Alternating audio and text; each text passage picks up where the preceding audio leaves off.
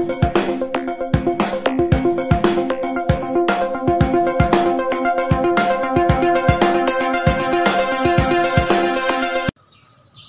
kemerdekaan masih terasa. Perjuangan para pahlawan kita akan lanjutkan. Sekarang hari Rabu tanggal 19 Agustus tahun 2020 kita akan belajar tentang pelajaran pendidikan agama yang akan dibawakan oleh Ibu Maria Agustus Rimbu SAG. Selamat mengikuti. Pada pertemuan yang kelima ini, kita akan membahas materi tentang panggilan dan perutusan murid Yesus. Materi kita tentang panggilan dan perutusan murid Yesus. Tujuan pembelajaran kita adalah, melalui pelajaran ini, peserta didik dapat 1. Mengungkapkan pengalamannya ketika menerima dan menanggapi panggilan dari orang lain. Yang kedua, menjelaskan syarat-syarat menjadi murid Yesus. Yang ketiga, menjelaskan makna menjadi murid Yesus. Itu tujuan pembelajaran kita. Nah, seperti biasa, kita akan mengawali pelajaran kita dengan doa. Kita akan mendoakan doa Pater Matthias Word. Mari kita berdoa bersama. Dalam nama Bapa dan Putra dan Roh Kudus. Amin. Doa Pater Matthias Word. Tuhan, ubahlah diriku menjadi dirimu sendiri, agar aku boleh hidup di dalam Dikau dan untuk Dikau saja, dan semoga melaksanakan kehendak-Mu yang suci menjadi satu-satunya kebahagiaanku di dunia ini. Amin. Dalam nama Bapa dan Putra dan Roh Kudus. Amin. Siapa yang pernah mendapatkan sebuah panggilan? Mungkin panggilan dari ibu karena merasa bersalah atau melakukan kesalahan lalu dipanggil, atau mendapat panggilan karena berprestasi, dipanggil untuk memperoleh piagam atau piala, atau panggilan-panggilan yang lain. Mungkin pernah di sekolah ada teman yang datang mengatakan, kamu dipanggil ibu guru di kantor, kamu dipanggil kepala sekolah, kamu dipanggil bapak guru, dengan suatu maksud. Apakah disuruh melaksanakan tugas, membantu bapak ibu guru, atau karena sesuatu hal? Bagaimana perasaan kalian ketika tiba-tiba kita mendapatkan panggilan? Pasti ada yang cemas, ada yang bertanya-tanya, ada yang khawatir, acuh tak acuh, bahkan ada yang menolak panggilan itu. Mungkin karena merasa diri sudah tahu apa maksudnya ia dipanggil. Panggilan para murid yang akan kita pelajari hari ini, kita akan belajar dari mereka bagaimana saat mereka mendapatkan panggilan. Nah, kita akan melihat panggilan Simon Petrus dan Andreas. Pekerjaan Simon Petrus dan Andreas itu adalah seorang nelayan. Jadi mereka mencari ikan di laut.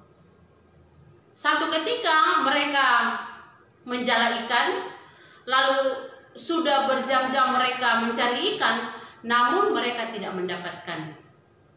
Lalu datanglah Yesus dan mengatakan kepada mereka untuk menebarkan jala. Apa yang terjadi? Sebuah keajaiban. Mereka mendapat banyak ikan. Atau panggilan Lewi. Lewi itu adalah tugasnya itu adalah memungut pajak di Bait Allah. Ketika Yesus hadir, dia melihat pribadi yang luar biasa. Lalu kemudian ia mengikuti Yesus. Nah, anak-anak yang baik, apa pesan yang bisa kita peroleh dari kedua panggilan itu? Yang pertama, inisiatif pertama itu datangnya dari Tuhan, bukan dari pihak kita manusia. Yang kedua, panggilan itu ditanggapi secara spontan, tanpa keraguan. Yang ketiga, orang yang dipanggil adalah orang-orang yang sederhana, yang hidupnya tidak mapan dan dianggap sebagai orang berdosa. Nah, apa syarat menjadi murid Yesus? Yang pertama, mengambil sikap yang mantap. Yang kedua, tidak banyak pertimbangan. Yang ketiga, tidak terikat dengan apa yang dimiliki, dengan apa yang menjadi tugasnya selama ini. Yang keempat, melepaskan keterikatan dengan keluarga. Intinya anak-anak bahwa ketika kita menjadi murid Yesus, yang utama itu adalah mampu memanggul salib kita. Salib kita itu banyak hal-hal yang menyenangkan. Ya, saatnya berdoa kita masih bermain gadget. Kita tidak bisa lepas dari hal-hal duniawi yang menyenangkan. Kebutuhan-kebutuhan rohani kita, bermain HP, menonton, shopping, jalan-jalan, dan sebagainya. Menjadi murid Tuhan itu tidak gampang. Oleh karena itu memang kita harus belajar seperti yang dilakukan oleh Simon Petrus dan juga oleh Lewi beserta para murid yang lain yang dipanggil oleh Yesus. Mereka tidak tawar-menawar lagi. Dan menjadi murid Tuhan itu tidaklah salah. Memang membutuhkan pengorbanan. Namun apa yang kita peroleh adalah keselamatan yang sejati. Semua orang itu mengejar surga. Maka untuk mencapai itu, yang harus kita lakukan adalah menjadi murid-murid Yesus yang baik. Menjadi murid-murid Tuhan yang baik. Lewat apa? Lewat perilaku hidup kita setiap hari. Lewat tingkah laku kita, tutur kata kita, sikap kita dengan orang lain. Bagaimana saya bersikap kepada orang tua saya? Tidak berbohong, membantu orang tua, mencintai orang tua. Bagaimana saya bersikap dengan orang-orang lain di sekitar saya? Menumbuhkan sikap hormat, sopan santun, dan sebagainya. Itulah wujud dari kita sebagai murid-murid Tuhan sendiri. Nah, anak-anakku yang baik, semoga pelajaran hari ini menguatkan kita bahwa kita harus terus-menerus menjadi murid-murid Tuhan yang setia, murid-murid Tuhan yang baik. Nah, demikian pelajaran kita hari ini, anak-anak. Untuk mendalami pelajaran hari ini, ada tugas yang akan kalian kerjakan. Silahkan lihat tugasnya di classroom. Silahkan ditanyakan kalau ada yang tidak dimengerti.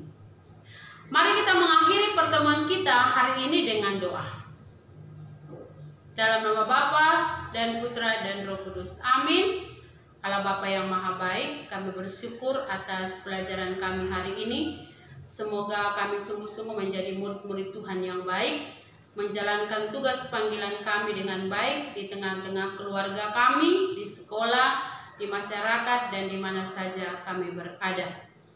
Inilah doa kami yang kami sampaikan kepadamu melalui pengantaraan Yesus Kristus Tuhan kami, yang hidup dan berkuasa kini dan sepanjang masa. Amin. Dalam nama Bapa dan Putra dan Roh Kudus. Amin. Anak-anakku yang baik, demikian pelajaran kita. Selamat belajar, tetap menjaga kesehatan. Sampai jumpa.